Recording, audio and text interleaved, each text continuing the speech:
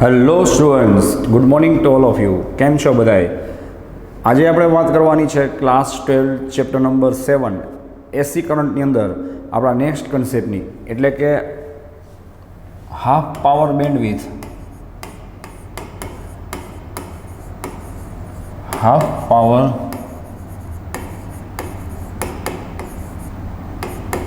Bandwidth Q factor.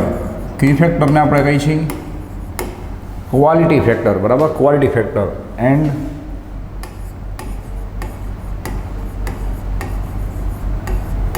And sharpness of resonant curve. Resonant કર્વની sharpness, બરાબર? આ ત્રણ વસ્તુ તમારે જોવાની છે. Half power bandwidth, then Q factor is also called quality factor and sharpness of resonant curve. ચલો, પહેલાં આપણે લાસ્ટ વિડીયોની વાત કરીએ તો એની જરૂર આજે પાછી પડશે જ, કે લાસ્ટ વિડીયો લેક્ચરમાં આપણે લોકોએ તમને યાદ હોય તો સૌથી પહેલાં RLC પેરેલલ જોયું હતું, બરાબર છે? પછી એની અંદર એ પૂરું થાય એટલે આપણે રેઝોનન્સ છે એ સ્ટડી કર્યું હતું. ખાસ તો રેઝોનન્સમાં આપણે વાત થઈ હતી કે ભાઈ જ્યારે બે ફ્રીક્વન્સી છે, તમારી નેચરલ ફ્રીક્વન્સી જે ઓસિલેટર હોય છે, ઓસિલેટર મીન્સ જે ઓસિલેશન કરતો હોય એની નેચરલ ફ્રીક્વન્સી અને એક્સટર્નલ ફ્રીક્વન્સી, એ બે મેચ થાય, બરાબર? ત્યારે રેઝોનન્સ થાય. અને રેઝોનન્સ થાય ત્યારે આપણે વાત થઈ હતી કે આપણે એવી ફ્રીક્વન્સી સિલેક્ટ કરી હતી કે જેથી શું થાય તો કે XL અને X ઓફ C, એટલે કે ઇન્ડક્ટિવ રિએક્ટન્સ અને જે કેપેસિટિવ રિએક્ટન્સ વાયરમાં પ્રોડ્યુસ થાય છે, ઇન્ડ્યુસ થાય છે, એ એકબીજાને શું કરે, નલિફાય કરી નાખે. જેથી થતું હતું શું, તો આપણું જે ઇક્વેશન હતું Z is equal to under root R² plus XL minus XC whole square, બરાબર? આ ઇક્વેશન મુજબ આ બે એકબીજાને નલિફાય કરી નાખે. ખ્યાલ આવે? તો R² નો રૂટ શું થાય? R થાય. એટલે કે તમને ઇમ્પિડન્સ શું મળતો હતો? યાદ છે ને? ઓનલી R જેટલો મળતો હતો. અને તમે ઓહ્મ્સ લો એપ્લાય કરો તો I is equal to Z by V by Z છે. એમાં તમે આ ઇક્વેશન આખું મૂકો તો તમને વેલ્યુ આઈની નાની મળે. હવે આ બે નલિફાય કરી નાખે એટલે એટલું તો ઓછું થઈ ગયું. ને તમે ખાલી ડિનોમીટરમાં શું મૂકો? ઝેડની જગ્યાએ R મૂકો, એટલે કે સર્કિટ છે એ શું કરે? રજિસ્ટિવ સર્કિટનું કામ કરે, અથવા એઝ એ રજિસ્ટન્સ બિહેવ કરે. તો ઓનલી રજિસ્ટર તરીકે એ મૂકશો તો તમને ઓબ્વિયસલી કરંટ કેવો મળશે? મેક્સિમમ મળશે, બરાબર? તો જ્યારે રેઝોનન્સ થાય ત્યારે તમને કરંટ અને પાવર, સાંભળજો, જ્યારે રેઝોનન્સ થાય ત્યારે તમને કરંટ મેક્સિમમ મળતો હોય ભાઈ, તો તમને પાવર પણ કેવો મળશે? યાદ રાખજો, મેક્સિમમ મળશે, બરાબર છે? તો પાવર પર તમને કેવો મળવાનો છે? મેક્સિમમ. શું કામ? કે પાવરનું ઇક્વેશન શું થાય છે? I² ઇન્ટુ R થાય ને ભાઈ, I² ઇન્ટુ R. રેડી? તો પાવર એ તમને શું મળશે? મેક્સિમમ, બિકોઝ કરંટ છે એ મેક્સિમમ મળે છે. એ પછી આપણે વાત થઈ હતી એની અંદર જે ભાઈ રેઝોનન્સ થશે, બરાબર છે, ત્યારે XL અને XC બીજાને રિમૂવ કરે તો ભાઈ એવા વખતે આપણને જે ફ્રીક્વન્સીનું ઇક્વેશન મળે એ શું હોય? તો કે 1/2π અંડરરૂટ 1/2π ઇન્ટુ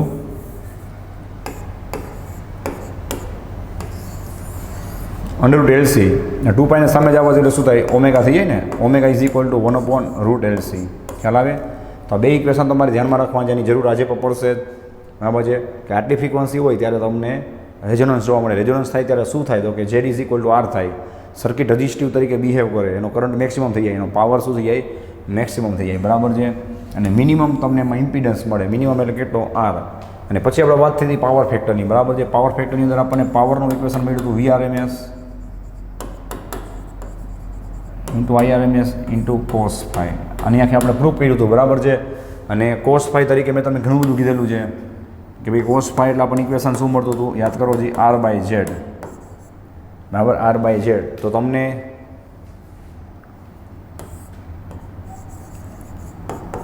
ઓનલી R માટે પૂછે, ઓનલી R, તો તમને ખબર જ છે કે ભાઈ ફાઈ કેવો મળે? 0 મળે. અને cos phi કેટલા થઈ જાય? 1 થઈ જાય. પછી LC અને LC હોય તો રિએક્ટિવ સર્કિટ આવે, એટલે કે રિએક્ટન્સ આવે, તેમાં તો ડાયરેક્ટ આપણને ખબર છે ફાઈ કેટલો હોય? π/2. ફાઈ π/2 એટલે cos phi તમે મૂકો એટલે શું થઈ? cos π/2 0. અને એમાં તમને પાવર કેવો મળે? 0 મળે. એવરેજ પાવર શેમાં? તો કે રિએક્ટિવ સર્કિટમાં. રિએક્ટિવ મતલબ LC અને LC. પછી જો R અને L હોય તો એમાં તમે આમાં વેલ્યુ મૂકો cos phi ની, તો R અપોન શું થાય? Z એટલે શું થાય? એના માટે R² under root R² plus XL². જો R અને C હોય તો શું થાય? R અપોન Z આના કેટલા થાય? R² plus under root R² plus XC². તો આ રીતે તમે એનો cos phi ફાઇન કરી શકો છો, બરાબર છે? અને એનો એંગલ તમે મેળવી શકો છો. રેડી? તો આ બધી આપણે વાત થઈ હતી, જો જોઈએ પાવર ફેક્ટરની અંદર, બરાબર છે? ઓકે, ચલો. તો આજે આપણે વાત કરવાની છે ત્યાંથી કન્ટિન્યુ કરી, મેં તમે કીધું એ પ્રમાણે હાફ પાવર બેન્ડવિથની ક્વોલિટી ફેક્ટર અને શાર્પનેસ ઓફ રેઝોનન્ટ કરવાની. તેનો ગ્રાફ તમે જોજો ખાસ.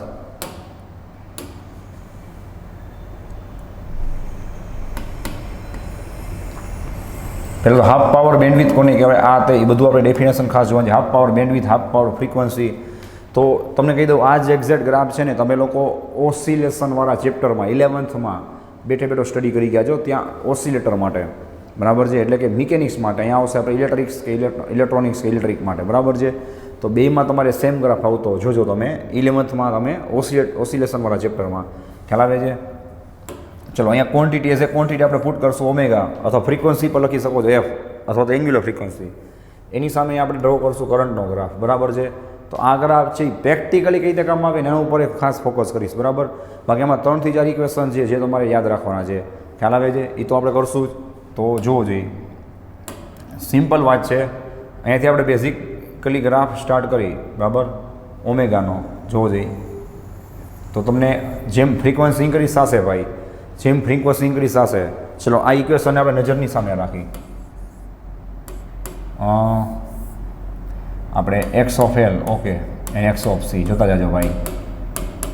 X of L, x of C, બરાબર છે? એ મુજબ એક્સ ઓફ એલ એટલે શું થાય ભાઈ? ઓમેગા એલ થાય. અને એક્સ ઓફ સી એટલે શું થાય બોલો?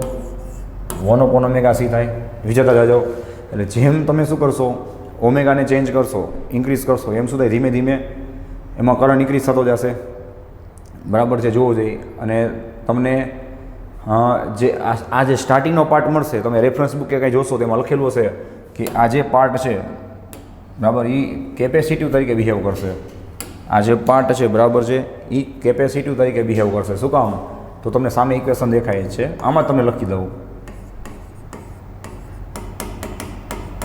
ખ્યાલ આવે? કારણ કે આમાં સ્ટાર્ટિંગમાં જો એ ફ્રીક્વન્સી કેવી છે? ઓછી છે. તો લો ફ્રીક્વન્સીમાં કોની વેલ્યુ વધારે હશે જોઈ લો. ઓમેગા જે ડિનોમીટરમાં જો ભાઈ, ડિનોમીટરમાં છે, એટલે લો ફ્રીક્વન્સીમાં કોની વેલ્યુ વધારે હશે? એક્સસીની. એક્સસીની વેલ્યુ વધારે હશે એટલે અહીંયા સર્કિટ જે શેનું કામ કરે? કેપેસિટિવ સર્કિટનું કામ કરે. વિચાર્યો? એટલે કે આટલા એરિયામાં છે ને ભાઈ, આમ કહી શકાય, સમજાય? તમને ટૂંકમાં કહું ને તો આટલા એરિયામાં એક્સસી ઇઝ ગ્રેટર દેન શું હશે? એક્સએલ. આ બધી વસ્તુ ક્લેરિફિકેશન કંઈ નહીં કરેલી હોય એટલે ખાસ નોટ ડાઉન કરી લેજો અને ખાસ ધ્યાન આપજો, બરાબર? તો લો ફ્રીક્વન્સી હોય ત્યારે સર્કિટ શેનું કામ કરે? કેપેસિટીનું. આમાં તમને ક્લિયર દેખાય છે. અને આ બધી વાત આપણે શેના માટે થાય છે એ તમને પહેલાં ખબર હોવી જોઈએ.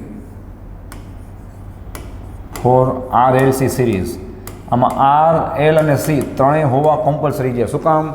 એ તમને છેલ્લેનું રીઝન, એનો આન્સર મળી જશે. એટલે ચોખ્ખું કહ્યું છું કે RLC સિરીઝ માટે વાત થાય છે. એટલે આમાં આર, એલ અને સી બધું અવેલેબલ હશે, એટલું દિમાગમાં રાખજો, બરાબર છે?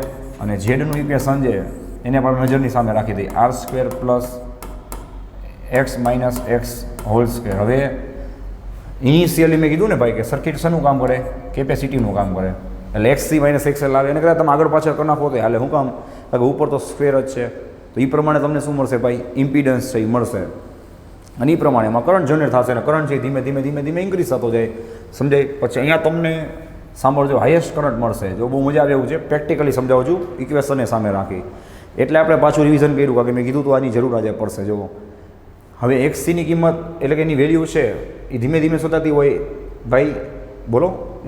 ઓમેગા જેમ જેમ ઇન્ક્રીઝ થાય, કાંઈ ઉતાવળ નથી કરવી, જોતા જાજો. જેમ જેમ ઓમેગા ઇન્ક્રીઝ થાય ભાઈ, તો એક ઓમેગા એવો આવે જેને આપણે બધાને ખબર છે શું કહીએ? Omega not. બહુ મજા આવશે, જોજો. રેઝોનન્સ છે એ આખું તમને હજી પણ વધારે સમજાતું જશે કાલ કરતાં. જોવો, તો જેમ જેમ ફ્રીક્વન્સી ઇન્ક્રીઝ થતી જાય એમ ઓમેગા સી શું થતું જાય બોલો? ડિક્રીઝ થાય ને.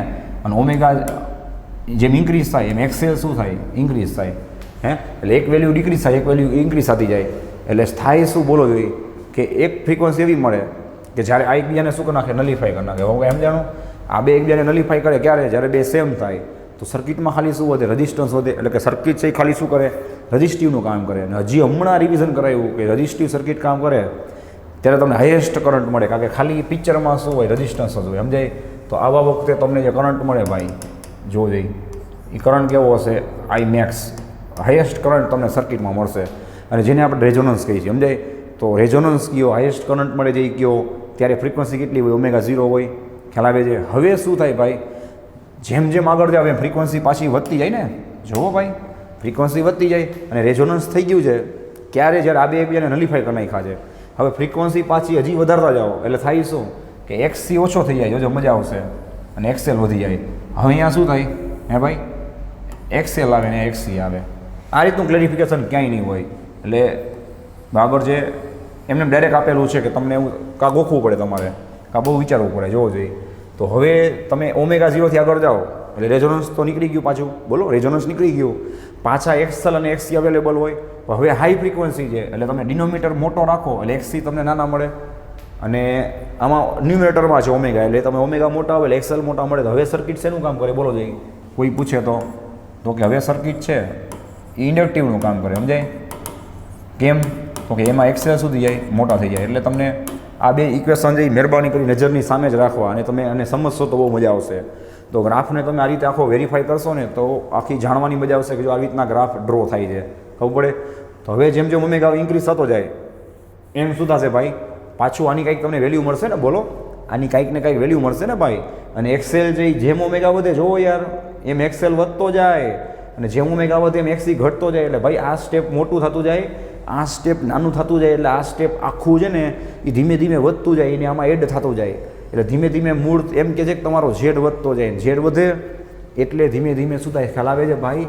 કરંટ છે એ ઘટતો જાય. તો ટૂંકમાં તમને કરંટ છે એ ક્યારે રેઝોનન્સ થાય ત્યારે તમને શું મળ્યો? હાઈએસ્ટ મળ્યો. ખ્યાલ આવે છે? ઓકે. હવે હાફ પાવરની વાત કરીએ આપણે, હાફ પાવરની. તો આ લોકો શું કહે છે ભાઈ કે જ્યારે કરંટ છે દેખાય એનો આઈ મેક્સિમમ છે, આઈ મેક્સિમમ એના કરતાં હાફ, એના કરતાં √2માં પાર્ટનો થઈ જાય. √2માં પાર્ટનો શું કામ? એનું પ્રૂફ પણ તમને રસ્તામાં મળી જશે, બરાબર છે. ત્યારે તમારો પાવર છે ને, અહીંયા જે પાવર P મેક્સ હોય ને એ પાવર અહીંયા શું થઈ જાય? P મેક્સ બાય 2 હાફ થાય. કેમ? જોવો જોઈએ.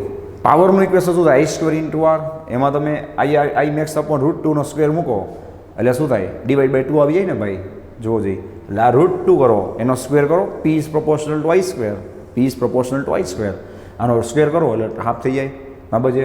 તો આ હાફ પાવર સુધી આપણે શું કામ લઈએ એનું પણ રીઝન આપવું, બરાબર છે. જુઓ કે તમારે કોઈ પણ ડિવાઇસ પ્રેક્ટિકલ રીઝન આપવું જોઈએ. કોઈ પણ ડિવાઇસ તમારે ઓપરેટ કરવી હોય, રેડિયો છે, મોબાઈલ છે, બરાબર છે, ટેલિવિઝન, કોઈ પણ આપણે મેઇન એક્ઝામ્પલ અહીંયા લેશું રેડિયોનું. તો તમારે એને એક્ટિવ કરવું હોય, બરાબર છે, તો તમારો પાવર મિનિમમ આ જે હાફ પાવર છે, હાફ પાવર કોના કરતાં મેક્સિમમ પાવર મળે? ક્યારે મળે? રેઝોનન્સ ઉપર. એના કરતાં હાફ પાવર હોય ને ત્યાં સુધી તમારી ડિવાઇસ છે આટલા એરિયામાં કામ કરે. સમજાય ભાઈ? આટલા એરિયામાં તમારી ડિવાઇસ છે ને એ પ્રોપરલી કામ કરે. જોકે સારામાં સારું કામ તો ક્યાં કરશે? એ રેઝોનન્સ વખતે જ કરશે. પણ ત્યાં સુધી છે ને તમને થોડીક ક્વોલિટી મળે. સમજાય છે ભાઈ? શેની વાત થાય છે? ક્વોલિટી ફેક્ટરની. ત્યાં સુધી તમને ક્વોલિટી મળશે.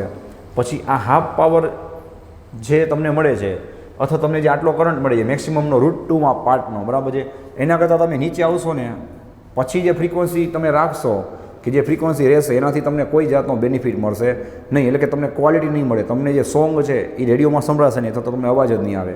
આના કરતાં હાફ પાવર કરતાં ઉપર તમને અવાજ આવશે કે એટલો બધો ક્લિયર નહીં આવે. હાઈએસ્ટ ક્લિયર ક્યારે અવાજ આવશે? જ્યારે પાવર મેક્સિમમ થઈ જાય. પાવર મેક્સિમમ ક્યારે થાય? જ્યારે રેડિયો સ્ટેશનની ફ્રીક્વન્સી ને આપણી ફ્રીક્વન્સી શું થાય? એકદમ મેચ થાય. આ બધી વાત પાછી હું આગળ જતાં રિપીટ કરું છું. અત્યારે આટલું જેમ જેમ આવતું જશે એમ હું તમને પ્રેક્ટિકલ એક્ઝામ્પલ જઈ આગળ કહેતો જઈશ, બરાબર. તો આટલું ખબર પડી ગઈ. તો કોઈ પૂછે કે આપણે હાફ પાવર સુધી શું કામ વાત કરી છે? તો એ લોકોએ પ્રેક્ટિકલી જોયું કે ભાઈ પાવર છે એ મેક્સિમમનો હાફ થાય ત્યાં સુધી આપણને ક્વોલિટી સારી મળે છે, ત્યાં સુધી કંઈ વાંધો આવતો નથી. પછી એનો કોઈ પછીના ફ્રીક્વન્સીનો કોઈ મિનિંગ જ નથી, બરાબર છે. તો આ વખતે તમે ક્લિયર જોઈ શકો છો ભાઈ કે એવી તમને બે ફ્રીક્વન્સી મળે છે. જો દેખાય કે જ્યારે પાવર છે ને મેક્સિમમ કરતાં કેવો થઈ જાય ભાઈ? હાફ થઈ જાય. સમજાય? એવી બે ફ્રીક્વન્સી મળે છે. એકને કહી દઈએ આપણે ω1 અને બીજી ફ્રીક્વન્સી જે તમને મળે છે એને કહી દઈએ ω2. સમજાય? ω1 છે એ આટલી જ છે, જો દેખાય, અને ω2 છે એ આટલી છે. ચેક કરી લો, આપણે કાંઈ ઉતાવળ નથી. હવે ω2 છે એ આટલી છે, જો, અને ω1 છે એ આટલી છે. એટલે ω1 ઓછી છે એટલે સર્કિટ શેનું કામ કરે? કેપેસિટીવનું. ω2 વધારે છે એટલે સર્કિટ શેનું કામ કરે? ઇન્ડક્ટિવનું, બરાબર છે. બે વખતે તમને પાવર છે એ હાફ પાવર જેટલો મળે અને એની વચ્ચે તમે ફ્રીક્વન્સી રાખો જેને આપણે કહીએ છીએ તો આપણી મેઇન કન્સેપ્ટ Δω. તો Δω કેટલો થાય? તમે જ કહો જઈ. બિગરમાંથી સ્મોલર માઇનસ કરવાની, ω2 - ω1. આખું આપણે પ્રેક્ટિકલી સમજ્યા કહેવાય.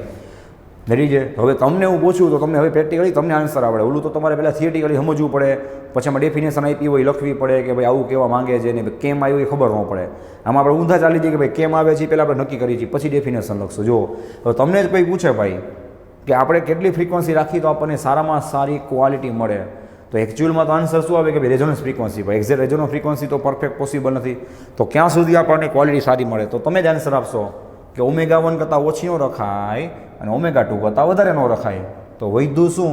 તો કે ω1 અને ω2 ની વચ્ચે રખાય. ω1 અને ω2 ની વચ્ચે તમારી ફ્રીક્વન્સી હશે ને, જોવો જોઈએ ત્યાં સુધી તમને પાવર કેવો મળશે? સારામાં સારો મળશે, અને પાવર તમારા હાફ પાવર કરતાં વધારે મળશે.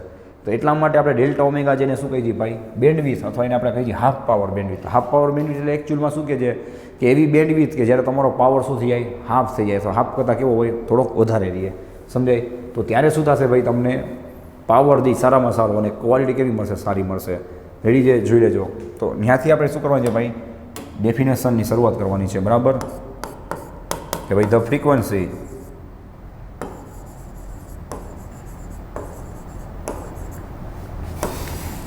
at which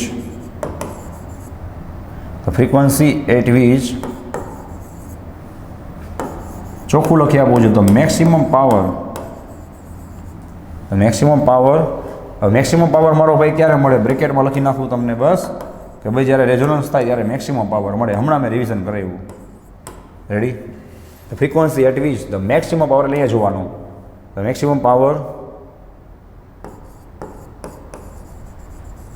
બીકમ્સ હાફ, કે ભાઈ મેક્સિમમ પાવર છે એ કેવો થઈ જાય? હાફ થઈ જાય, બરાબર છે? આર કોલ્ડ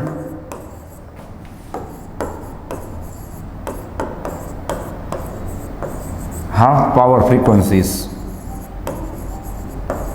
તો ભાઈ તમે જ કહ્યું તમને આવી કેટલી ફ્રીક્વન્સી મળશે? 2 ફ્રીક્વન્સી મળશે. ચલો હવે આને હું જવા દઉં છું, આનું કંઈ કામ નથી, બરાબર? આપણું કામ પતી ગયું, બરાબર? તો તમે જ આન્સર આપો. ચલો હવે તમને આવી કેવી ફ્રીક્વન્સી, કેટલી ફ્રીક્વન્સી મળશે? 2 ફ્રીક્વન્સીને આપણે વેરીફાઈ કરી લઈએ. ω1 અથવા તમે F1 લખી શકો, 2πf કરો એટલે, બરાબર? F1નું જ કામ થયું ને. ઘણી બુકમાં ઓમેગા લખી છે, ઘણી બુકમાં F લખેલું હશે. તો ω1 કેવી છે ભાઈ?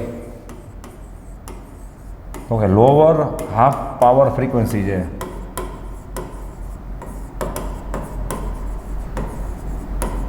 અને ત્યારે તમારી સર્કિટ શેના તરીકે કામ કરશે? આજે આપણે ડિસ્કશન કર્યું એ લખી જ દઉં છું, કેપેસિટી તરીકે કામ કરશે. શું કામ એ તમને દેખાય છે, બરાબર છે? અને ત્યારે શું હશે ભાઈ?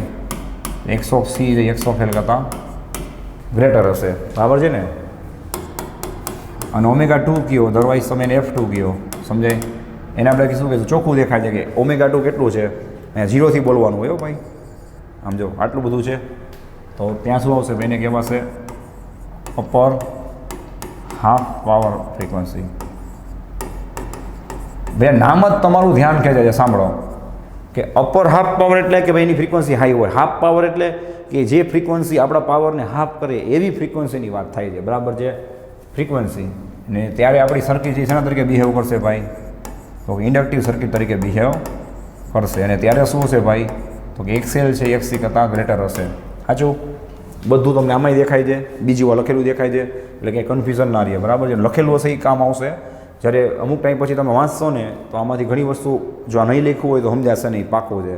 એટલે અમુક વસ્તુ ક્લેરિફાઈ કરી દઉં છું કે જે એડવાઇસ આપી હોય એડવાઇસ યાદ રાખજો, તો આ તમને આ બધાના રીઝન મળશે. કારણ કે બધા રીઝન્સ તમને ક્યાંય પર્ટિક્યુલર જોવા નહીં મળે, બરાબર છે? તમે સર્ચ કરજો, ખ્યાલ આવી જશે.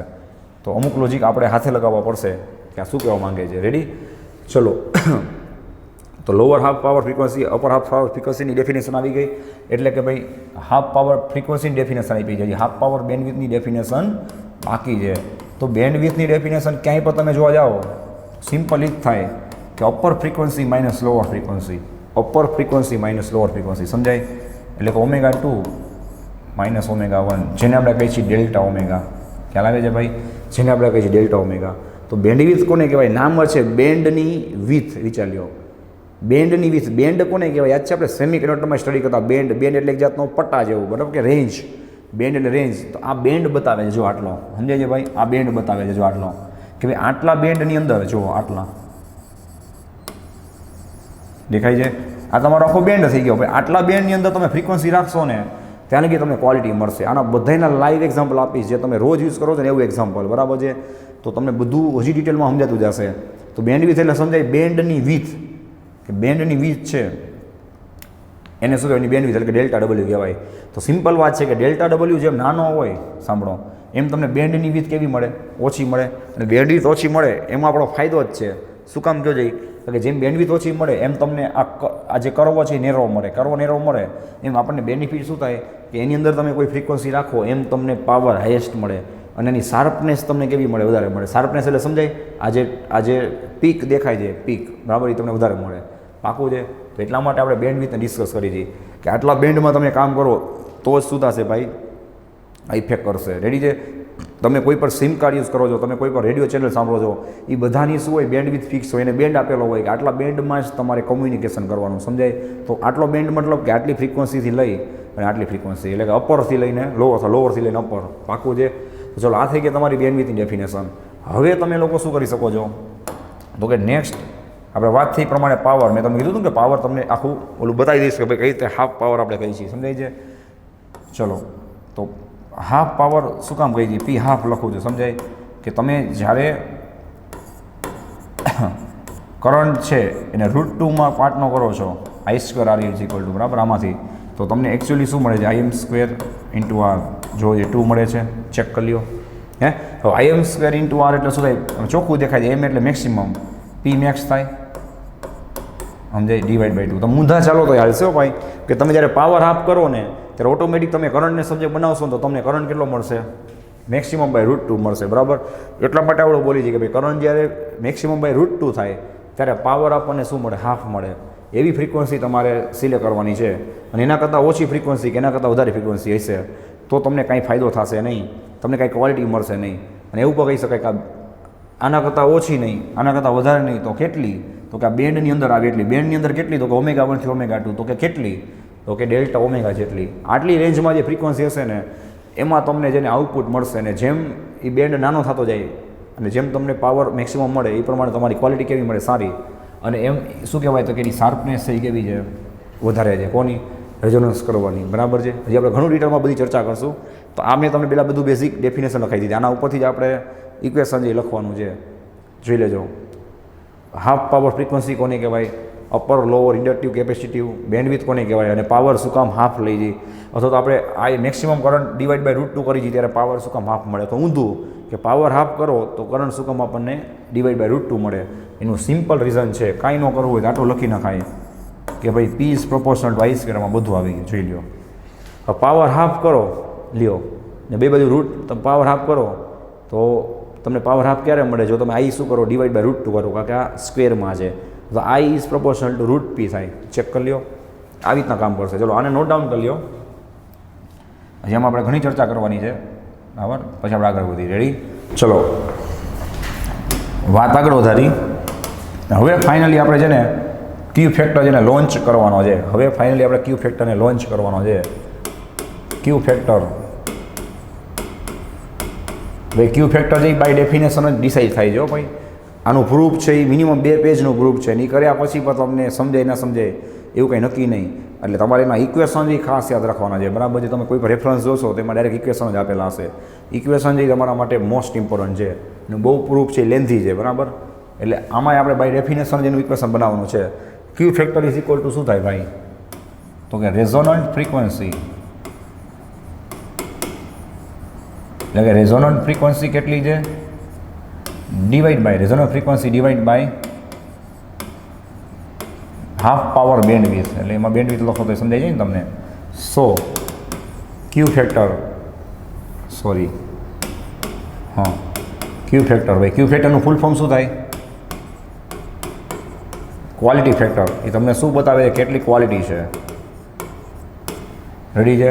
ચલો ભાઈ, રેઝોનન્ટ ફ્રીક્વન્સી શું થાય, હમણાં જે આપણે ગ્રાફમાં સ્ટડી કર્યું ω0, અને બેન્ડવિથ શું થાય, ડેલ્ટા ઓમેગા. રેડી છે? તમારી રેઝોનન્ટ ફ્રીક્વન્સી છે. હવે તમે જ ડિસિઝન લ્યો જોઈએ કે ડેલ્ટા ઓમેગા છે એ જેમ ઓછું હોય એમ તમને ક્વોલિટી સારી મળે, બરાબર છે. આમાંય જોઈને ખબર પડી જાય. રેડી છે?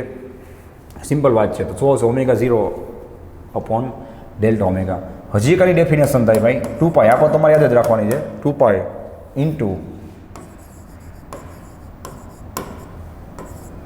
આ તમારે યાદ જ રાખવાની જો ભાઈ, energy stored upon energy dissipated. મોટાભાગે આમાંથી કંઈ પૂછાયેલું નથી કોઈથી આ ઇક્વેશનમાંથી, આપણે નજરમાં રાખવાનું ખાલી. આ તમારા માટે મોસ્ટ ઇમ્પોર્ટન્ટ છે, આને તમારે ખાસ ધ્યાન રાખવાનું, બરાબર. Quality factor is equal omega 0 by delta omega. ચલો બીજું ક્વોલિટી ફેક્ટર છે એના ઉપરથી આપણે આગળ વાત કરી, આને એમને રાખી. ચલો આનું ઉપર પ્રૂફ છે પણ બહુ લેન્થી છે, બરાબર. આનું ઇક્વેશન તમારે યાદ રાખવાનું છે કે ડેલ્ટા ઓમેગા છે ને બેન્ડવિડ્થ એ કેટલી થાય, આર બાય એલ જેટલી થાય. કેટલી? ડેલ્ટા ઓમેગા બેન્ડવિડ્થ છે એ આર બાય એલ જેટલી થાય. હવે આર બાય એલ છે એને તમે અહીંયા પુટ કરો, જોજો ભાઈ, એટલે પાછા હતા નહીં આવી જાય આપણે. સો તમને જે ક્યુ ફેક્ટર મળશે ક્વોલિટી ફેક્ટર એ કેટલો મળે બોલો જોઈએ, ઇઝ ઇક્વલ ટુ ઓમેગા 0. અને તમે આર બાય એલ પુટ કરશો, એલ ક્યાં જશે ઉપર, તમને મળશે omega 0 into L upon R. Ready? Omega 0 L upon R. Omega 0 એટલે શું થાય યાદ છે? ઓમેગા 0 એટલે શું થાય? એક્સએલ થાય. તો તમે આને એક્સએલ બાય આર કહો તો હાલે, એક્સએલ બાય આર, બરાબર છે. હવે વાત આગળ વધારી, આ ઇક્વેશન એમને રાખજો, નેક્સ્ટ પ્રૂફ કરી જોજો. હવે મેં હમણાં જે રિવિઝન કરાવ્યું હતું કે ઓમેગા 0 ઇઝ ઇક્વલ ટુ શું થાય, 1 અપોન અંડર રૂટ એલસી થાય. So omega 0 square is equal to 1 upon LC થાય. સમજાય? હવે આપણે એલમાંથી સીમાં જઈએ છીએ. ક્યાં? એલમાંથી સીમાં. આ ઇક્વેશન તમારે યાદ રાખવાનું છે. કઈ ખબર પડી ગઈ? Omega 0 L by L, omega 0 L by R એટલે એક્સએલ બાય આર યાદ રાખો તે હાલે. શેનું? ક્વોલિટી ફેક્ટરનું. અને ડેલ્ટા ઓમેગા એટલે કેટલું થાય? R by L. ડાયમેન્શનલી તમે ચેક કરશો ને તો તમને આ બે ઇક્વેશન સેમ મળશે ડાયમેન્શનલી. ચલો તો 1 અપોન એલ થશે. તો સમજી ગઈ આપણે સબ્જેક્ટ કોને બનાવશું? અહીંયા એલને સબ્જેક્ટ બનાવો એટલે એલ ઇઝ ઇક્વલ શું થાય? 1 upon C omega 0 R square. ખ્યાલ આવે છે? આની વેલ્યુ આપણે અહીંયા પુટ કરી નાખી. ચલો જોવો જોઈએ. સો ક્યુ factor is equal to we will get q factor is equal to we will get omega 0 l by r. આને આપણે શું કરી દઈએ ભાઈ? પુટ કરી દઈએ is equal to omega 0 by r. ચલો બોલો જોઈએ. l એટલે કેટલા થશે? 1 upon c omega 0 સ્ક્વેર થાય. 1 upon c omega 0 square. Ready? omega 0 cut થઈ ગયા, તમને મળશે finally 1 upon omega 0 c into r. હવે ભાઈ આને કઈ રીતે યાદ રખાય તમને ટેકનિક આપું છું, એ પ્રમાણે યાદ રાખજો, સહેલું પડશે. આ છે ને એક્સએલ બાય આર છે ને એવી રીતના ઓલું એક્સસી બાય આર છે. ચેક કરો શાંતિથી. એક્સસી એટલે શું થાય?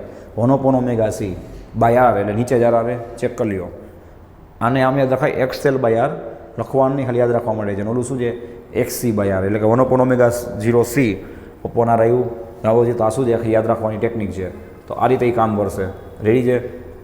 અને ડેલ્ટા ઓમેગામાં પણ તમે અહીંયા પર તમે શું કરી શકો છો? આ equation delta omega is equal to R by L છે, એમાંય તમે આ ઇક્વેશન મૂકી દો 1 upon વાળું, તો તમને એ પ્રમાણે શું મળે? રિઝલ્ટ મળી જાય ડેલ્ટા ઓમેગાનું, બરાબર.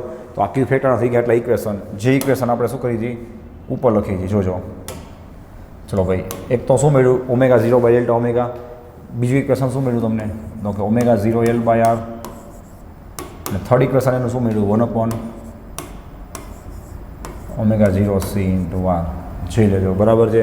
તો આ રીતે શું કરશે? આ કામ કરશે, બરાબર. ક્યુ ફેક્ટર. ચલો આને નોટ ડાઉન કરી લ્યો, અને તમે પહેલાં એક નોટ ડાઉન કરી લ્યો ફટાફટ. ચલો આ ઇક્વેશન નજર સામે રાખજો, બરાબર છે. આપણે નાનું કરી નાખીએ છીએ, જોજો શું થાય છે. વાત આગળ વધારી અહીંયાથી કન્ટિન્યુ, પણ ધ્યાન આપજો. હજી એક ક્વોલિટી ફેક્ટરનું ઇક્વેશન મળશે, જો જઈ. ક્યુ ફેક્ટર ઇઝ ઇક્વલ ટુ, હવે જો ભાઈ ક્યાં ગયું ઇક્વેશન? હા, ઓમેગા 0 એલ બાય આર છે ને. હવે એકવાર શું કરીએ આપણે? જો એકવાર આપણે શું કર્યું જોયું? આપણે એલની કિંમત, એલની વેલ્યુ મૂકી એટલે આપણે સીના ફોર્મમાં સમય એવી રીતના એકવાર ઓમેગા 0ની વેલ્યુ મૂકી. એલ બાય આર એમને રાખવું જોઈએ. સાંભળજો, ઓમેગા 0 એટલે શું થાય? 1 upon રૂટ એલસી થાય. વિચાર લ્યો 1 upon રૂટ એલસી થાય, બરાબર છે. તો એની અંદર ચેક કરો ઉપર, એલ એટલે રૂટ એલ બે વાર થાય. એક રૂટ એલ કટ થઈ જાય, એક રૂટ એલ વધશે. તમને શું મળશે? 1 upon આર એમને એમ root L upon root C વધશે. ચેક કરી લો, ભલે એક સ્ટેપ વધારે થાય, આખું લખ્યું છે. રૂટ એલ એકવાર કટ, ઉપર રૂટ એલ વધ્યા, નીચે રૂટ સી વધ્યા. તો ફાઇનલી તમને ક્યુ ફેક્ટરનું હજી એક ઇક્વેશન શું મળ્યું? બોલો જોઈએ. 1 upon R into under root L by C. આ બધા ઇક્વેશન કામમાં જોજો. હવે આ ઇક્વેશન તમને ચોખ્ખું કહે છે આ મોસ્ટ ટાઈમ બી બધા તમારા MCQ. આ ઇક્વેશન તમને ચોખ્ખું કહે છે કે ભાઈ ક્યુ ફેક્ટર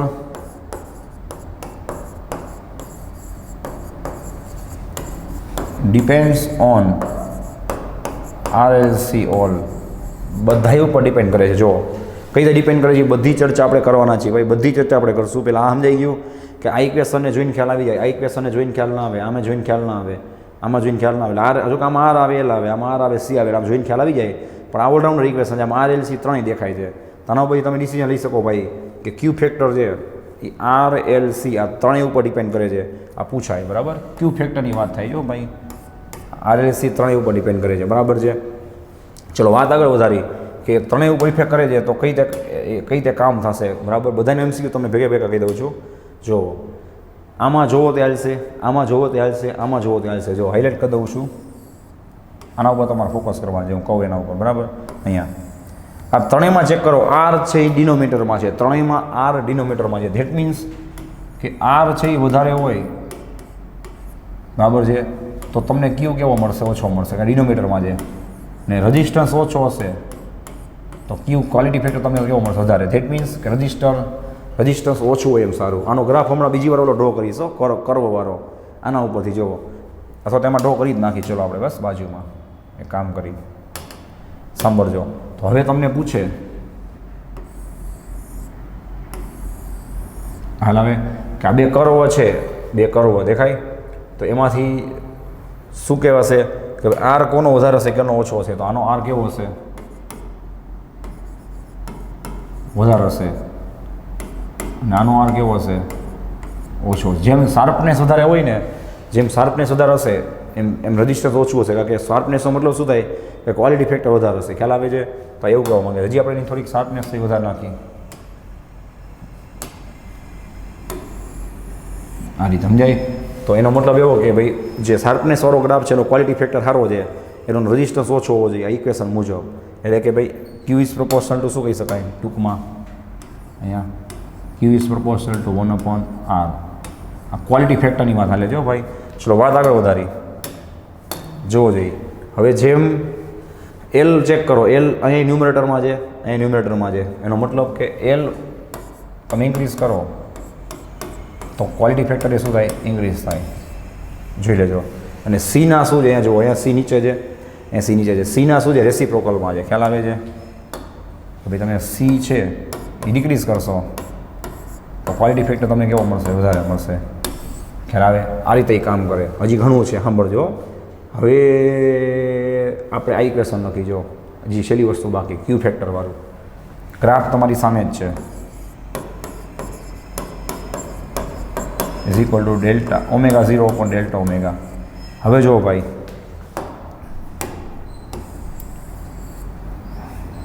આના ઉપરથી કહું છું, આના ઉપરથી શું થાય જુઓ, ડેલ્ટા ઓમેગા ઓછું હોય એમ સાદી જોઈ લેજો. ડેલ્ટા ઓમેગા ઓછું હોય તો ગ્રાફમાં ખબર પડી કે ડેલ્ટા ઓમેગા ઓછું કોને કહેવાય કે આ જે દેખાય આ ડેલ્ટા ઓમેગા ઓછું મતલબ આ નજીક આવે. આ જેમ નજીક આવે એમ શાર્પનેસ શું થતી જાય? હજી વધતી જાય, શાર્પનેસ વધતી જાય બરાબર છે.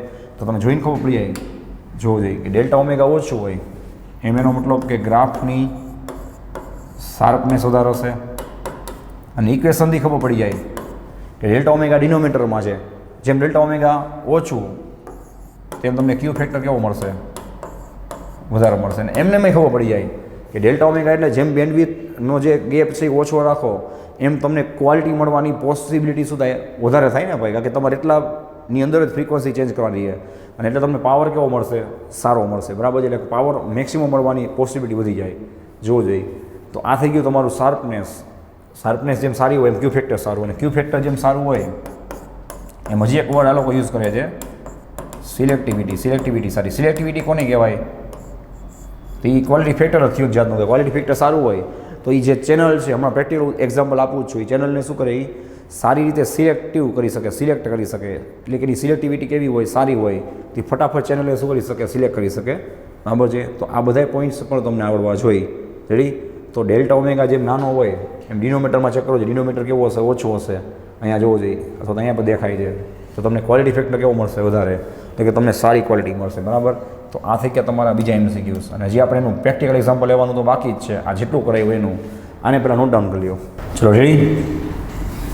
હવે આપણે વાત કરી બીજા કન્સેપ્ટને જે આમાં કન્ટિન્યુ જોવો જોઈએ. પાછો ઓલો ગ્રાફ રિપીટ કરી છે. જોઈ લેજો ઓમેગા ફ્રીક્વન્સી જે આપણે વાત થઈ પ્રમાણે તમને આમાં કરંટ મેક્સિમમ ક્યાં મળે એની વાત છે. આ બસ જોવો જોઈએ. તો આવો ગ્રાફ હશે. રેડી. તમે ક્લિયર દેખાય છે ભાઈ કે તમને પાવર કેવો મળશે. લ્યો એ મેક્સિમમ આમાં આવી ગયો. આટલામાં લ્યો આટલામાં મેક્સિમમ આવી ગયું. જોયું. તો આનો મતલબ એવો કે આનો રેઝિસ્ટન્સ કેવો હોવો જોઈએ. આર છે એ વધારે હોવો જોઈએ. આર વધારે હશે તો ક્યુ કેવો હશે. ઓછો હશે. ક્વોલિટી ફેક્ટર ઓછો હશે. બરાબર. જેમ તમને મેક્સિમમ પાવર મળે એમ એની ક્વોલિટી સારી કહેવાય. ખ્યાલ આવે. ચલો વાત આગળ વધારી. આ રીતનો ગ્રાફ આવે.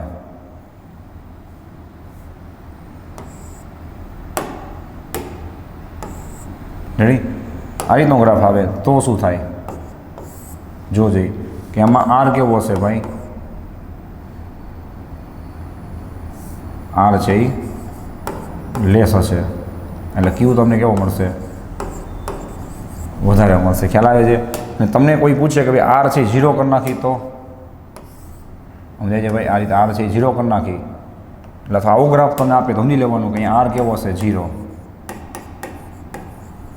એટલે તમને ક્યુ કેવો મળશે ઇન્ફાઇનાઇટ. સારામાં સારી ક્વોલિટી ફેક્ટર મળે. આ તો એક આઈડિયલ કન્ડિશન છે. શું કામ ચેક કરો જોઈ રહ્યું. Omega 0 L by R Q is equal to omega 0 L by R. Ready. મૂકી શકો ને ઓમેગા 0 L બાય આર. લ્યો આમાં તમે નીચે 0 મૂકી દો એટલે તમને શું મળે ઇન્ફાઇનાઇટ મળે કે નહીં. આવી ગયું વિથ પ્રૂફ. બરાબર. તો આવા ગ્રાફ એ પૂછે કે ભાઈ આમાંથી આ ગ્રાફ છે એ શું બતાવે છે. એમાં રેઝિસ્ટન્સ કેવો હશે, કેવી ક્વોલિટી ફેક્ટર મળશે. આ બધું તમે કહી શકો ને ભાઈ. અને તમે શાર્પનેસ જોઈ શકો છો કે એની હાફ પાવર છે. હાફ પાવર જેમ વધતી જાય હવે જેમ તમને આમાં બેન્ડવિડ્થ છે એની શાર્પનેસ વધતી જાય. ધારો કે અહીંયા તો હાફ પાવર અહીંયા ક્યાંક મળતો હોય એના કરતાં આમ હાફ પાવર અહીંયા મળે તો આની બેન્ડવિડ્થ છે આટલી છે. આ ડેલ્ટા ઓમેગા કહી દઈ ઓમેગા 1 બસ. અને આપણે ડેલ્ટા ઓમેગા 2 કહી દઈ. ખ્યાલ આવે છે. આ રીતે તો શાર્પનેસ એ શું થતી જાય વધતી જાય. ખ્યાલ આવે છે. તો તમને ક્લિયર દેખાય છે કે ડેલ્ટા ઓમેગા 1 કેવો હોવો જોઈએ. ડેલ્ટા ઓમેગા 2થી વધારે જોવો જોઈએ ને. એટલા માટે એનો ક્વોલિટી ફેક્ટર કેવો છે જોવો જોઈએ ઓછો છે. મેં કીધું ને કેમ તો કે ભાઈ Q is inversely proportional to delta એમ કે બરાબર ને ભાઈ. કે જેમ બેન્ડવિડ્થ ઓછી હશે એમ ક્વોલિટી સારી મળશે. આમાં બેન્ડવિડ્થ વધારે છે આમાં બેન્ડવિડ્થ ઓછી છે.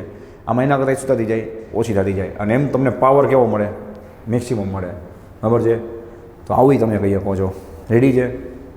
હવે આપણે પ્રેક્ટિકલ એક્ઝામ્પલની વાત કરી જોવો જોઈએ. એટલે પાછો ગ્રાફ ડ્રો કરું છું. રેડી.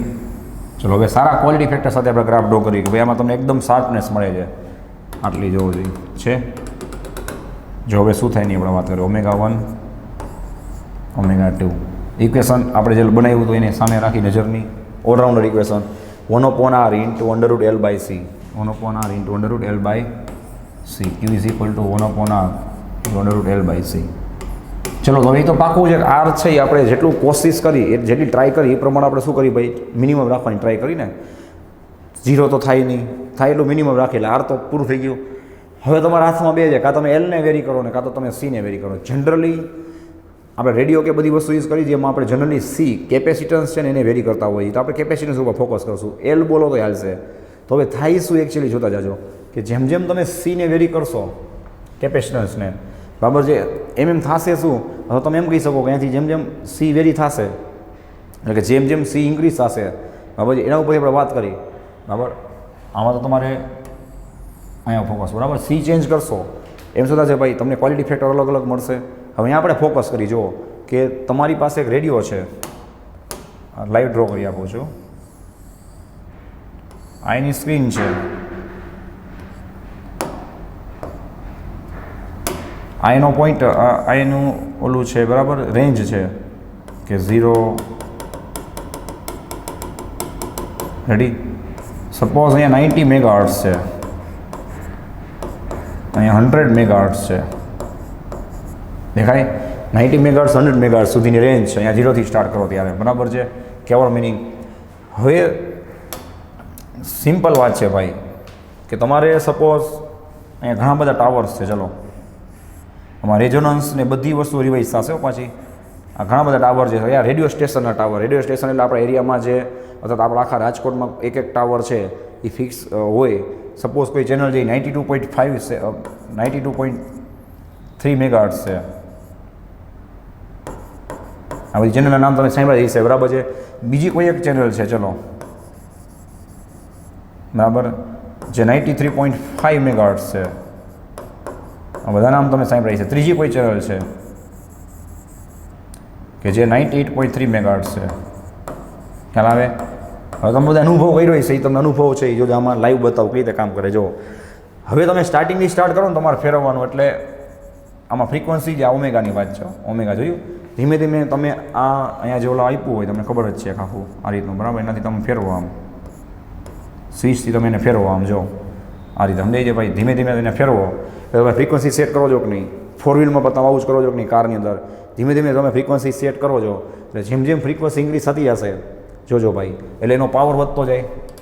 આપણે જસ્ટ સ્ટડી કર્યું, એનો પાવર શું થતો જાય, વધતો જાય.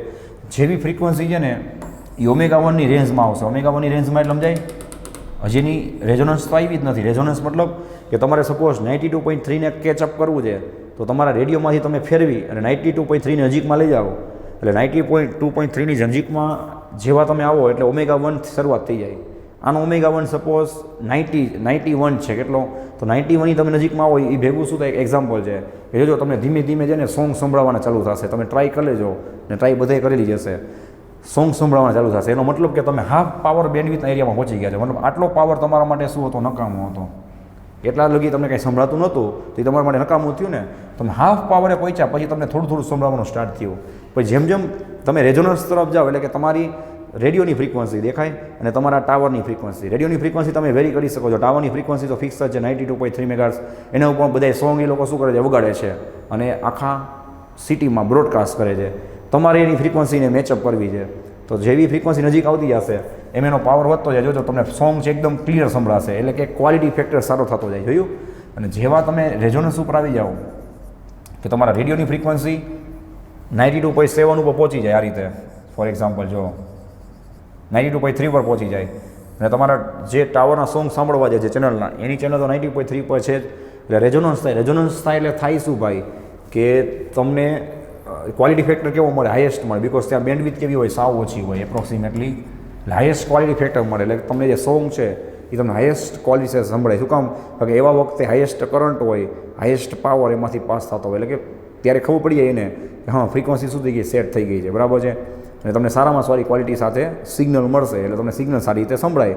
અને પછી આપણા જે રેડિયો હોય એમાં એમ્પ્લીફાયર હોય, એને એમ્પ્લીફાય કરે અને સ્પીકરમાંથી આપણને સંભળાય.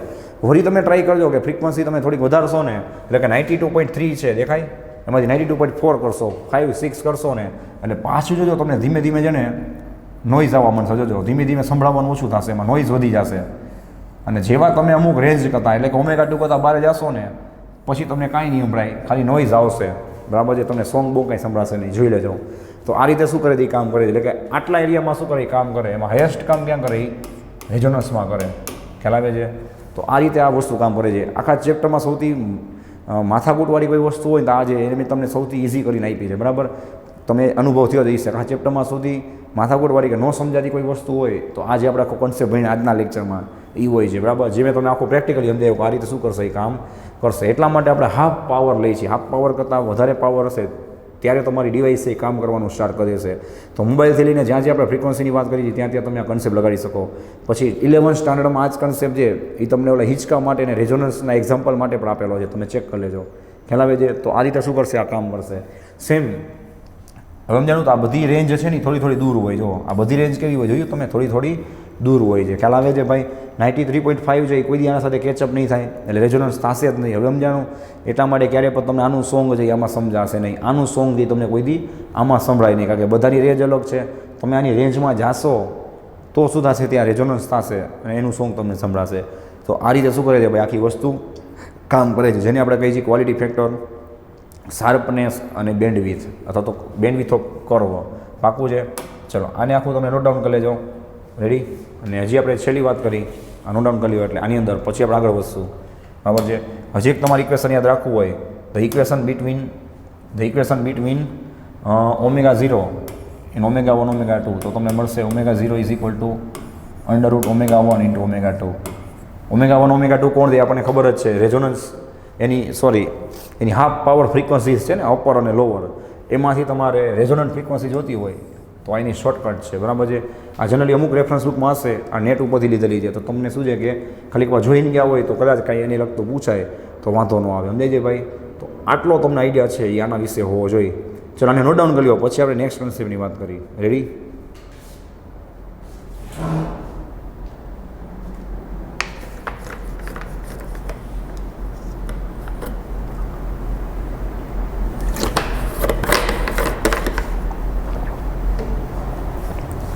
ઓકે, ચલો ભાઈ, નેક્સ્ટ આપણે વાત કરી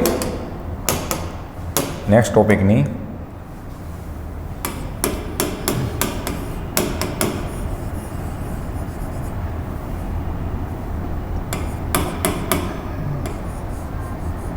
differential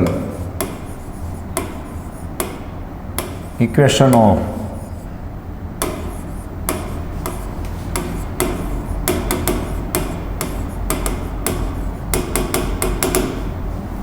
differential equation for RLC series circuit. Ready?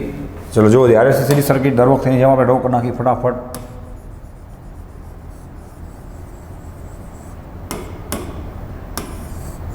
આપણું કોણ જે સોર્સ છે આર એલ સી, અને શું કહેશો ભાઈ, V is equal to VM sine omega T. Ready છે? ચલો આપણે ડિફરન્શિયલ ઇક્વેશન બનાવવાનું છે. ડિફરન્શિયલ ઇક્વેશન તો તમને ખબર જ છે કે શું થશે, V is equal to VR plus VL plus VC, because આ સિરીઝમાં છે ને એટલે કરંટ તો સેમ હશે. ચલો વી એટલે તમને ક્લિયર દેખાય છે, ઉપર વાંચો, વીએમ સાઇન ઓમેગા ટી થશે as per Ohm's law. V is equal to અહીંયા શું થાય, આઈઆર થાય. ઇન્ડક્ટરમાં કેટલા વોલ્ટેજ પ્રોડ્યુસ થાય, ઇન્ડ્યુસ યાદ કરો, ઇક્વેશન તમને આવડે છે, L into DA by DT. અને હા, કેપેસિટરમાં શું થશે લખી દઉં સાઈડમાં. આપણું ઇક્વેશન આપણે કયું આવડે છે તો કે C is equal to Q by V. તો વી ઇઝ ઇક્વલ ટુ શું થાય, ક્યુ બાય સી થાય. વિચાર લ્યો, V is equal to Q by C. તો અહીંયા શું હશે ભાઈ, V is equal to Q by C. પાકું છે? જોઈ લેજો, V is equal to IR L into D by DT અને V is equal to Q by C. હવે આ ઇક્વેશનને આપણે બે અલગ અલગ રીતે સોલ્વ કરવાના છીએ. આને તમે નજરની સામે રાખજો, અને આપણે બે અલગ અલગ રીતે સોલ્વ કરવાના છીએ, બરાબર? એકદમ નાની ટેકનિક છે, જોજો. અને આમાંથી આપણે 11th સ્ટાન્ડર્ડની ક્વોન્ટિટી છે એની સાથે યુનિફિકેશન કરવાનું છે. 11th સ્ટાન્ડર્ડની ક્વોન્ટિટી સાથે યુનિફિકેશન કરવાનું છે, એટલે ધ્યાન રાખજો. મેં કીધું હતું ને કે ઓસિલેશનવાળા ચેપ્ટરમાં અત્યારે જે ઇક્વેશન સ્ટડી કરશું ને એ બેઠે બેઠું ઇક્વેશન ઓસિલેટરવાળા ચેપ્ટરમાં આવતું હતું. ને આજે મેં જેટલું કરાવ્યું ને લગભગ ઓસિલેટરવાળા ચેપ્ટરમાં એવો કન્સેપ્ટ છે એ રેઝોનન્સ માટે તમારે આવતો હતો અને આવશે, જે તમે જોશો આઈડિયા આવી જશે, બરાબર? સારું, ચલો તો વાતને આગળ વધારી સાંભળજો. તો બોલો જોઈ કે આ ઇક્વેશન છે ને આપણે છે ને આખે આખું આ રાઈટ સાઈડ દેખાય અને આખે આખું છે ને આપણે કરંટના ફોર્મમાં ચેન્જ કરવાની ટ્રાય કરી. સાંભળો, કરંટના ફોર્મમાં ચેન્જ કરવું હોય તો અહીંયા આઈ છે, અહીંયા આઈ છે, ક્યુ છે એ નડે છે, અહીંયા ક્યુ છે, આઈ નથી, સમજાય છે? તો કાંઈ વાંધો નહીં.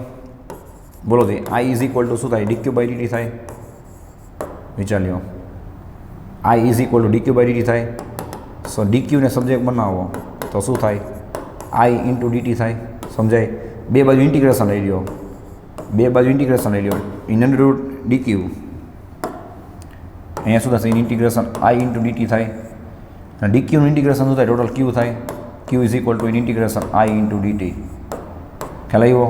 તો શું હું ક્યુની જગ્યાએ હવે આ ઇક્વેશન લખી શકું કે નહીં? આવડું આ જોઈ લેજો, આ ક્યુની જગ્યાએ હું આ લખી શકું. તો ફાઇનલી મને શું મળશે, જોવો જઈએ, ફાઇનલી મને ઇક્વેશન મળશે. So VM sine omega T is equal to IR as it is L into DI by DT plus in integration I into DT by C. આ બની ગયું તમારું એક ફોર્મેટ. આ એટલે કરાવું છું કે બેઠે બેઠા ઇક્વેશન જે પૂછાય છે કે ભાઈ નીચેનામાંથી કયું ઇક્વેશન સાચું છે, ફોલોઈંગ ઓપ્શન આપેલા હોય, મને તમને રાઈટ આન્સરની વાત કરે તો તમે આ રીતે એને કન્વર્ટ કરી શકો. તો આ ઇક્વેશન શેના ફોર્મમાં ફેરવ્યું સમજાય? આખું ઇક્વેશન આઈના એટલે કે કરંટના ફોર્મમાં. હવે આપણે આખું ઇક્વેશન છે ને એ શું કરશું, આના ઉપર જ ફોકસ કરવાનું છે. આ ઇક્વેશન 1ની વાત છે. હવે આખું ઇક્વેશન છે ને આપણે ચાર્જના ફોર્મમાં ફેરવશો. શેના? ચાર્જના. ચલો હવે આને આપણે જવા દઈએ. જોજો હવે આખું ઇક્વેશન ચાર્જના ફોર્મમાં ફેરવી. ચાર્જના ફોર્મમાં ફેરવવું હોય તો આ વખતે ક્યુ છે એ રેડીમેડ છે, આને કાંઈ કરાય નહીં. હવે આ વખતે આઈ અને ડી/dt છે એને ચાર્જમાં કન્વર્ટ કરવા પડે. તો કાંઈ વાંધો નહીં, તમને બધાને આવડે છે કે આઈ ઇઝ ઇક્વલ ટુ શું થાય? ચાર્જમાં જવું હોય એક જ રસ્તો છે, dq/dt થાય. એ ચાલ્યો આઈ ઇઝ ઇક્વલ ટુ dq/dt. અને આનું તમે ડિફરન્સિએશન કરો એટલે શું થાય? di/dt is equal two d2q/dt² થાય. વિચાર્યો di/dt is equal two d2q/dt² થાય. બરાબર છે. ચલો બધું રેડી છે. હવે શું લખશો અહીંયા? Put into equation number 1. આને આપણે ઇક્વેશન 1માં પુટ કરશું તો આપણને શું મળશે રિઝલ્ટ? બોલો જોઈએ. આને એમ રાખીએ as it is. So Vm sin ωt is equal to I છે જગ્યાએ શું લખશું? દેખાય? dq/dt એટલે શું આવશે? dq/r ઇન્ટુ dq/dt જોઈ લેજો પ્લસ l ઇન્ટુ ચલો di/dt છે એટલે અહીંયા જોયું એકવાર ડિફરન્સિએશન કર્યું હતું અને બીજી વાર ડિફરન્સિએશન કર્યું એટલે શું થાય? ડબલ થશે ને, ડબલ ડિફરન્શિયલ એટલે d2/q/dt² થાય. વિચાર લ્યો plus q/c as it is, because એમાં તો q તમને દેખાય જ છે. જોઈ લ્યો. હવે નેક્સ્ટ સ્ટેપ આપણે શું કરશું ખબર છે? જો કે આપણું ઇક્વેશન વાઇઝ આપણે 11th 10th 11th સ્ટડી કરી છે કે હંમેશા સ્ક્વેરવાળું ઇક્વેશન પહેલાં હોય, પછી સ્ક્વેર વગરનું, પછી કોન્સ્ટન્ટ ઇઝ ઇક્વલ ટુ આવે. તો સ્ક્વેરવાળું ઇક્વેશન જેની બાજુમાં જે તમને દેખાય છે એ બાજુમાં હોવો ન જોઈએ, એને આપણે એકલો કરી નાખીએ. સિંગલ કરવા માટે આપણે શું કરશું? તો we will divide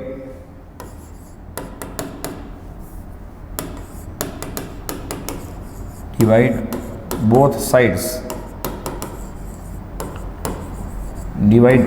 sides by L. આપણે બે સાઈડને એલથી ડિવાઈડ કરી તો તમને શું મળશે? બોલો જોઈએ. સો Vm/l દેખાય? જોઈ લો જઈ Vm/l ઇન્ટુ sin ωt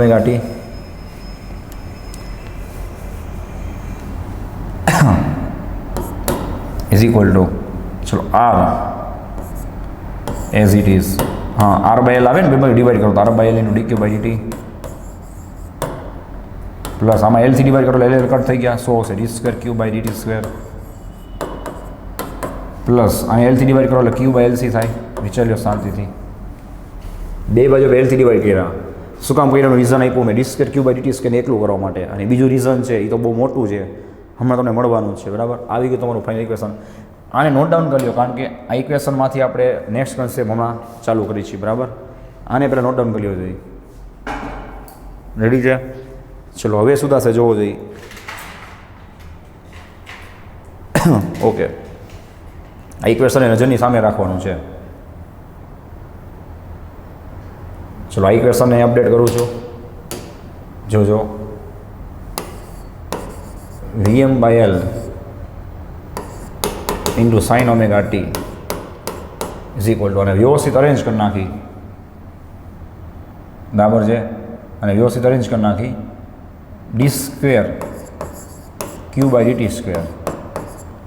પહેલાં સ્ક્વેરવાળું સ્ટેપ જોયું, પછી r/l ઇન્ટુ dq/dt આ સ્ટેપ, અને લાસ્ટમાં આવશે કોન્સ્ટન્ટવાળું q/lc. આવી ઇક્વેશન આખું મેં જે છે એ જ લખ્યું છે. બરાબર છે? ચલો હવે એનું કાંઈ કામ નથી, ઉપર ઇક્વેશનમાં જવા દઈ અને નજર સામે રાખી. બરાબર દેખાય છે? જોવું જોઈએ. રેડી? ચલો હવે આને આપણે 11thના ઇક્વેશન સાથે કમ્પેર કરવાનું છે. મિકેનિક્સના ઇક્વેશન સાથે. મિકેનિક્સમાં તમારે આવું એક ઇક્વેશન આવતું.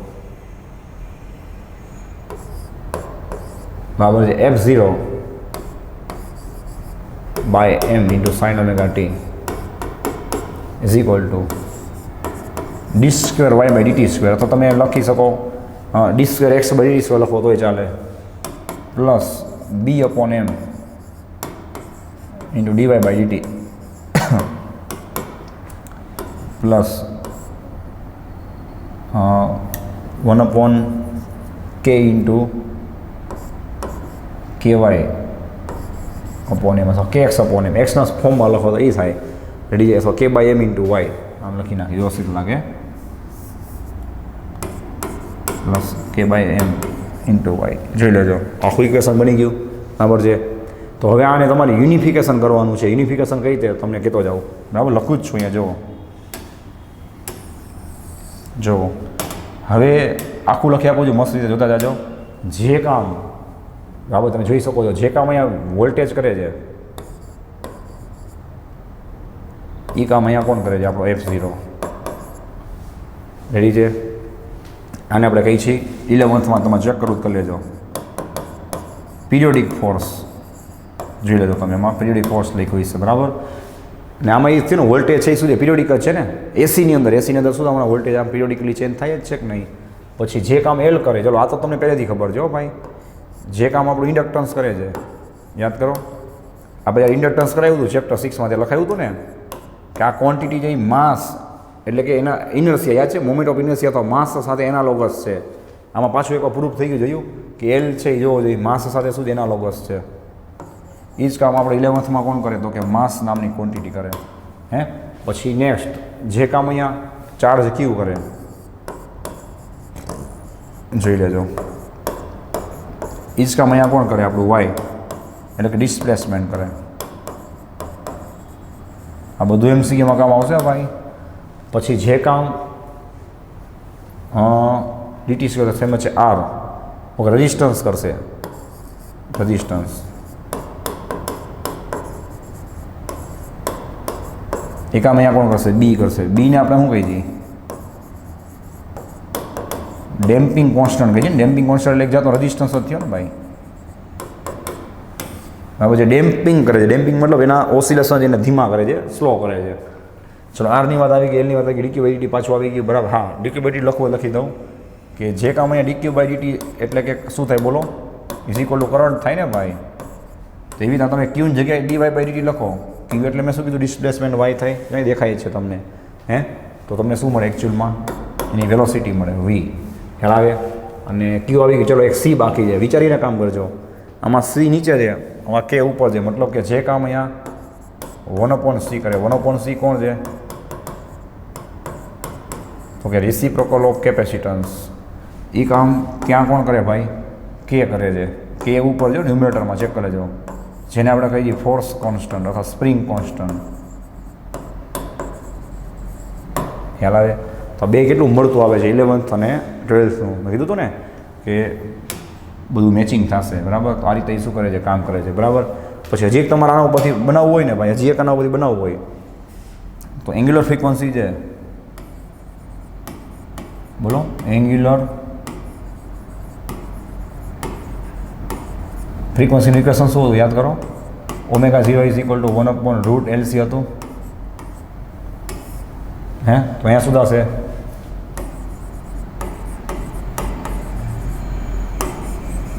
Angular frequency ω0 is equal to, check કરવો કરી લ્યો, 1/√C.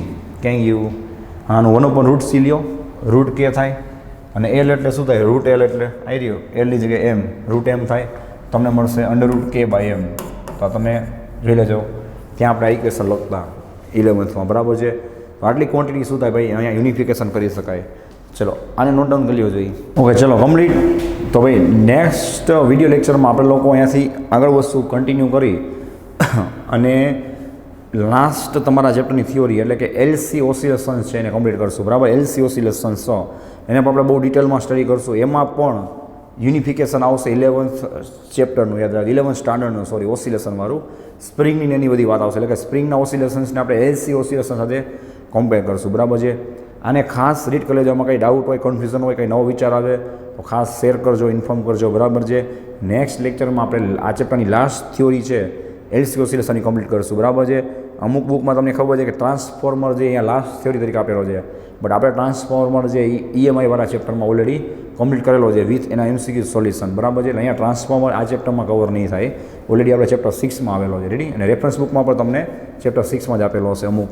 અને તો next time LC oscillation complete થાય એટલે તરત જ આપણે શું કરશું ભાઈ, આપણી દર વખતની જેમ એમસીક્યુઝ પ્રેક્ટિસ છે એ સ્ટાર્ટ કરી દઈશું, બરાબર છે. સો thanks for watching this video. Take care of your self and C you soon in the next lecture.